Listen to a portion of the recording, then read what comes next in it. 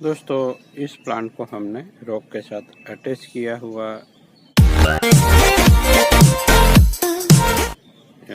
है और इस प्लांट को हमने रिपोर्ट किया था।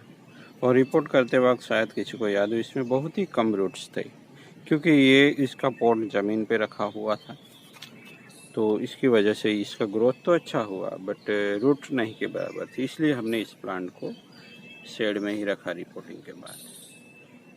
बट अगर आपने शेड में रखा है प्लांट और ऐसे ही भूल जाते हैं तो इसमें कुछ खास ग्रोथ नहीं होता, वो सरवाइव तो हो जाता है। इसलिए दोस्तों, 1 महीने के बाद या जब भी आपको लगे कि प्लांट स्टेबल है तो ऐसे प्लांट को आप धूप में ले आए, या शेड में रखे हुए भी कुछ स्प्राउटिंग नहीं हो रहा है और महीना 20 दिन हो जाता है तो भी आप ऐसे प्लांट को धूप में ले आना ज़रूरी रहता है। कभी कभी धूप में आने से प्लांट स्टार्ट हो जाएगा। शेड में ज़्यादा सनरेज नहीं मिलते, इसलिए प्लांट में ग्रोथ ज़्यादा नहीं होता। वैसे मैं पेड़ की छांव में रखता हूँ, इसलिए थोड़ा बहुत तो आता ही है सनरेज, इसकी वजह से थोड़ा बहुत ग्रोथ हो भी जाता है, पर इतना ज़्यादा नहीं होता जितना हमें चाहिए। तो जितना हो सके उतना प्लांट स्टेबल होने के बाद उसको एक्सपोज कर दे। तो अब क्या करना है, इस प्लांट को थोड़ा ट्रिमिंग करना होगा क्योंकि अपर ब्रांचों में यहाँ ग्रोथ नज़र आ रहा है, देख सकते हैं। ये ऊपर की ब्रांचें हैं, वैसी ब्रांचों को आपको इस तरह से ट्रिम कर देना होगा, तभी नीचे वाली ब्रांच प्रमोट होगी। नहीं तो वो ऐसी की वैसी बनी रहती है और टाइम जाते जाते ये इस तरह से डायरेक्ट ब्रेक करने लगेगी, वो भी ध्यान में रखना है। और हम प्लांट को रॉक के साथ अटैच करते हैं तो प्लांट खूबसूरत तो लगता ही है, बट ये जो स्टोन है दोस्तों वो टेपर होता है, नीचे से बड़ा और ऊपर जाते जाते थोड़ा पतला हो जाता है। और क्या है, इल्यूजन क्या होता है कि यही प्लांट का स्टेम है, वो इल्यूजन होने लगता है जैसे कि वो एक प्लांट का ही स्टेम है और टेपर में हो तो 4 चांद लग जाते हैं सुंदरता में प्लांट को। क्योंकि इतना पतला प्लांट अगर आप कहीं इस तरह से स्टाइल करके रखेंगे तो कभी खूबसूरत नहीं लग सकता, क्योंकि इसमें रिवर्स टेपर भी बन गए हैं स्टोन की वजह से। बट ये सब बैलेंस करता है ये पूरा स्टोन, क्योंकि नीचे से मोटा है जैसे प्लांट का तना हो, फिर धीरे धीरे ऊपर जाके पतला होता है। और ये जो रॉक का फ्लो है वो भी प्लांट के साथ मिल गया है, वो भी आपको ध्यान में रखना होगा। तो जब भी आप रॉक के साथ किसी प्लांट को अटैच करें तो आपको ध्यान में रखने वाली बात है कि रॉक की जो फ्लो लाइन है उसको पहचानना है। कहीं कहीं यहाँ देखिए, यहाँ से मैंने इसको पहचान के उसके साथ अटैच किया है और यहाँ अंदर से भी पास किया है। किसी होल है तो आप उसको ऐसे भी पास कर सकते हैं। आप ऐसे ही कहीं स्ट्रेट नहीं ले जा सकते और रॉक के साथ सही से अटैच करना ज़रूरी है। आप ऐसे ही किसी प्लांट को कैसे भी लपेट नहीं सकते। अगर ऐसे ही लपेट दिया प्लांट को तो वो जुदा भी इतना ही जल्दी हो जाता है। यहाँ एक और भी फ्लो लाइन मिलती है, देखिए यहाँ से भी हम कर सकते थे।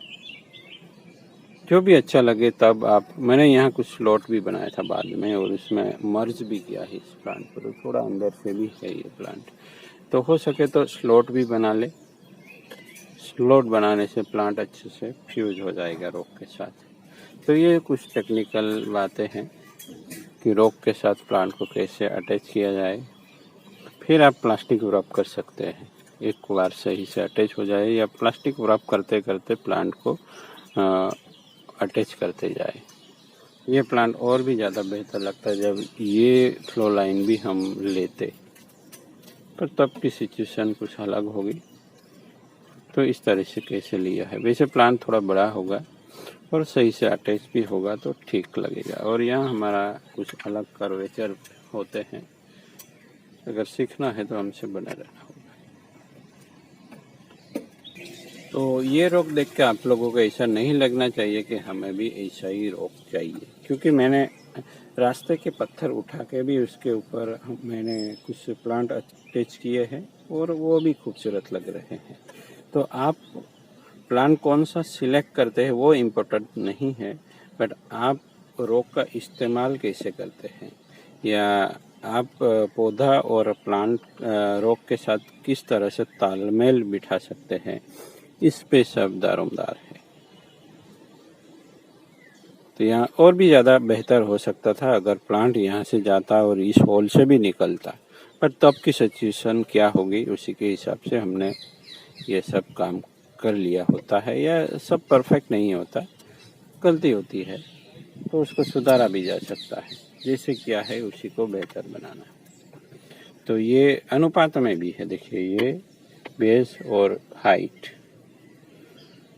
तो ये और भी थोड़ा बड़ा होगा तो भी अच्छा लगेगा, क्योंकि ये अगर प्लांट की डायामीटर गिने हम, ये लगभग 5-6 इंच हो जाता है, यहाँ से आधा तो 12 इंच का तो इसका डायमीटर हुआ, तो उससे कितना 6 गुना ज़्यादा हाइट होगी। इसके हिसाब से इसकी हाइट भी थोड़ी कम ही है, तो इसलिए ये बड़ा थोड़ा होगा फिर भी अच्छा लगेगा।